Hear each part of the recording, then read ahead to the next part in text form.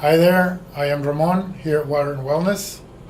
And today we're doing the invite for people who are interested in transforming their human consciousness into becoming awakened. So what we're teaching this week, this Sunday at 10 a.m. Till 12 noon on the January 21.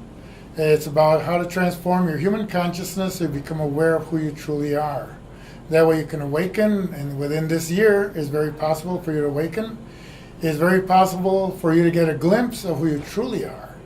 Because you are not the facade that you think you are, you're not the ego, you're not the I am, you're not your name, and you're not what you do. That is not who you are. The trueness of you is eternal, the trueness of you has never had a beginning, and it will never have an end. And you are creating yourself in every moment, every second that goes by. Every second that eludes you is already in the past, it's gone, it no longer exists.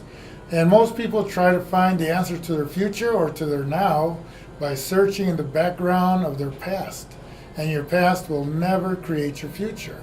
You will never find any answers in your past.